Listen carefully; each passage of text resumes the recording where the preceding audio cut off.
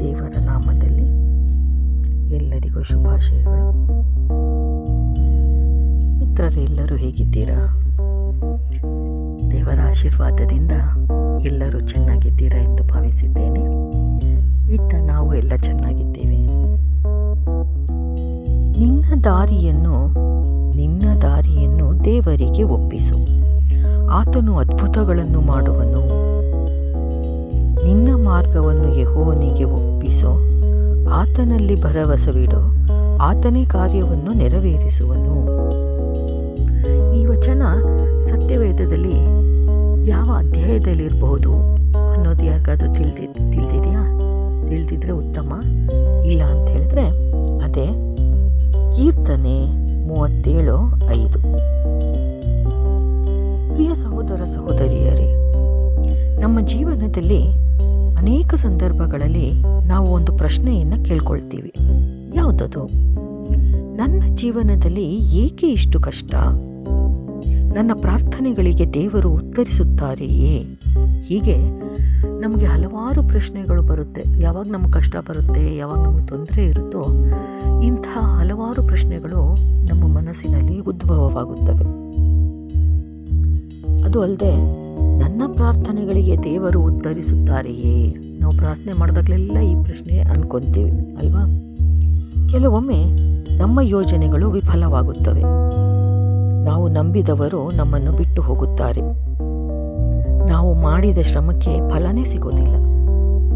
ಆದರೆ ಇಂಥ ಸಂದರ್ಭದಲ್ಲಿ ಮಿತ್ರರೇ, ದೇವರು ನಮಗೆ ಒಂದು ಅದ್ಭುತವಾದ ವಾಗ್ದಾನವನ್ನು ಕೊಡ್ತಾರೆ. ಅದನ್ನು ಗಟ್ಟಿಯಾಗಿ ಹಿಡಿದು ನಾವು ಅದನ್ನು ಕ್ಲೇಮ್ ಮಾಡ್ಕೊಳ್ಳೋಣ. ನಿನ್ನ ದಾರಿಯನ್ನು ನನಗೆ ಒಪ್ಪಿಸು, ನನ್ನ ಮೇಲೆ ಭರವಸವಿಡು, ಉಳಿದುದನ್ನು ನಾನು ಮಾಡುತ್ತೇನೆ. ಎಷ್ಟು ಸುಂದರವಾದ ಆಹ್ವಾನ ಅಲ್ವಾ? ಇಂದು ನಾವು ಈ ವಾಕ್ಯದ ಮೂಲಕ ದೇವರು ನಮಗೆ ಏನು ಹೇಳುತ್ತಿದ್ದಾರೆ ಎಂಬುದನ್ನು ನೋಡೋದಾದರೆ, ದೇವರಿಗೆ ಒಪ್ಪಿಸುವುದು ಅಂದರೆ ಏನು?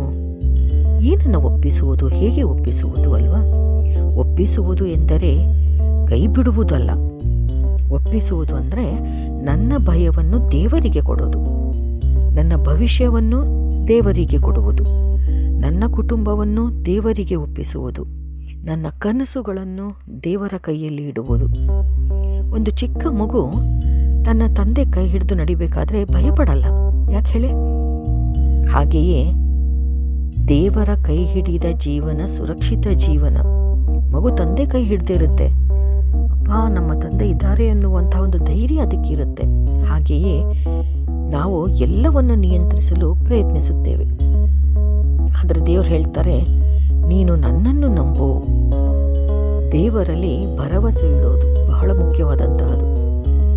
ಭರವಸೆ ಎನ್ನುವುದು ಕೇವಲ ಮಾತಲ್ಲ.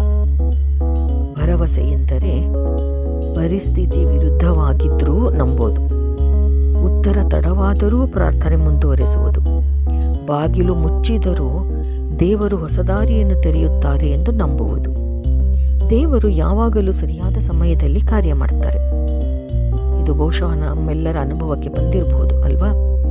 ನಾವು ಅನ್ಕೊಂತೀವಿ ಲೇಟ್ ಆಯಿತು ಅಂತ. ಆದರೆ ದೇವರಿಗೆ ಅವರದೇ ಆದಂತಹ ಸಮಯದಲ್ಲಿದೆ.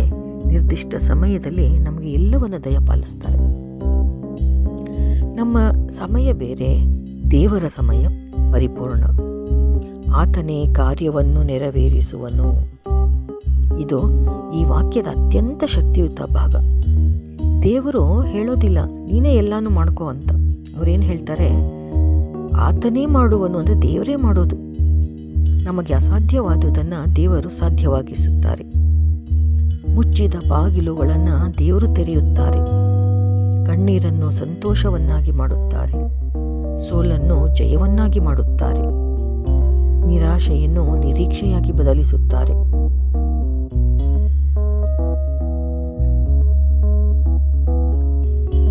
ದೇವರು ತಡ ಮಾಡಬಹುದು, ಆದರೆ ತಪ್ಪೋದಿಲ್ಲ. ಇಂದು ದೇವರು ನಮ್ಮ ಪ್ರತಿಯೊಬ್ಬರಿಗೂ ಒಂದು ಆಹ್ವಾನ ಕೊಡುತ್ತಿದ್ದಾರೆ. ನಿನ್ನ ಭಾರವನ್ನು ನನಗೆ ಕೊಡು, ನಿನ್ನ ಭವಿಷ್ಯವನ್ನು ನನಗೆ ಒಪ್ಪಿಸು, ನನ್ನಲ್ಲಿ ಭರವಸೆವಿಡು. ಬಹುಶಃ ಇಂದು ಯಾರಾದರೂ ಕುಟುಂಬದ ಸಮಸ್ಯೆಯಲ್ಲಿ ಇರಬಹುದು, ಅಥವಾ ಯಾರಿಗಾದರೂ ಆರೋಗ್ಯದ ಸಮಸ್ಯೆ ಇರಬಹುದು, ಉದ್ಯೋಗಕ್ಕಾಗಿ ಯಾರಾದರೂ ಕಾಯ್ತಾ ಇರಬಹುದು. ಆಗ ದೇವರು ಹೇಳೋದೇನೆಂದರೆ, ನಾನು ಕಾರ್ಯ ಮಾಡುತ್ತೇನೆ. ಆದ್ದರಿಂದ ನಾವು ಭಯದಿಂದಲ್ಲ, ನಂಬಿಕೆಯಿಂದ ಬದುಕೋಣ. ಹಾಗಾಗಿ ತಾವೆಲ್ಲರೂ ನನ್ನೊಂದಿಗೆ ನೀವು ಕರಗಳನ್ನು ಜೋಡಿಸಿ ನನ್ನೊಂದಿಗೆ ಪ್ರಾರ್ಥನೆಯನ್ನು ಮಾಡಬಹುದಲ್ವ? ಪ್ರೀತಿಯ ಪರಲೋಕದ ತಂದೆಯೇ, ಕೀರ್ತನೆ 37:5 ಈ ಅಮೂಲ್ಯವಾದ ವಾಗ್ದಾನಕ್ಕಾಗಿ ನಿನಗೆ ಸ್ತೋತ್ರ ಮತ್ತು ಧನ್ಯವಾದಗಳನ್ನು, ಮಹಿಮೆಗಳನ್ನು ಸಲ್ಲಿಸುತ್ತೇನೆ. ಕರ್ತನೇ, ಇಂದು ನಮ್ಮ ಜೀವನದ ಎಲ್ಲ ಭಾರಗಳನ್ನು ನಿನ್ನ ಪಾದದಲ್ಲಿ ಇಡುತ್ತೇವೆ. ನಮ್ಮ ಕುಟುಂಬ, ಈ ವಿಡಿಯೋವನ್ನು ಕೇಳಿಸ್ಕೊಳ್ತಿರುವಂತಹ, ನೋಡುತ್ತಿರುವಂತಹ ಎಲ್ಲರ ಕುಟುಂಬ, ಅವರ ಆರೋಗ್ಯ, ನಮ್ಮೆಲ್ಲರ ಆರೋಗ್ಯ, ಉದ್ಯೋಗ, ವಿದ್ಯಾಭ್ಯಾಸ, ಸೇವೆ ಮತ್ತು ಭವಿಷ್ಯವನ್ನು ನಿನಗೆ ಸಂಪೂರ್ಣವಾಗಿ ಒಪ್ಪಿಸುತ್ತೇವೆ. ದೇವರೇ, ನಮ್ಮಲ್ಲಿ ಅಚಲವಾದ ನಂಬಿಕೆಯನ್ನು ಬೆಳೆಸು. ನಾವು ನಮ್ಮ ಶಕ್ತಿಯ ಮೇಲೆ ಅಲ್ಲ, ನಿನ್ನ ವಿಶ್ವಾಸಾರ್ಹತೆಯ ಮೇಲೆ ಬದುಕುವಂತೆ ಸಹಾಯ ಮಾಡು. ನಮ್ಮ ಜೀವನದಲ್ಲಿ ನಿನ್ನ ಚಿತ್ತವು ನೆರವೇರುವಂತೆ ಮಾಡು. ನಮ್ಮ ಕಣ್ಣೀರನ್ನು ಸಂತೋಷವಾಗಿಯೋ, ನಮ್ಮ ನಿರಾಶೆಯನ್ನು ನಿರೀಕ್ಷೆಯನ್ನಾಗಿಯೋ, ನಮ್ಮ ಭಯವನ್ನು ಸಮಾಧಾನವಾಗಿಯೋ ಬದಲಾಯಿಸು. ಈ ವಾಕ್ಯದಂತೆ ನಮ್ಮ ಪರವಾಗಿ ನೀನೇ ಕಾರ್ಯ ಮಾಡು. ಇವೆಲ್ಲವನ್ನು ನಮ್ಮ ಕರ್ತನಾದ ಯೇಸು ಕ್ರಿಸ್ತರ ಅಮೂಲ್ಯ ನಾಮದಲ್ಲಿ ಬೇಡಿಕೊಳ್ಳುತ್ತೇವೆ. ಪಿತರ, ಸುತರ ಮತ್ತು ಪವಿತ್ರಾತ್ಮರ ನಾಮದಲ್ಲಿ. ಆಮೇನ್, ಆಮೇನ್.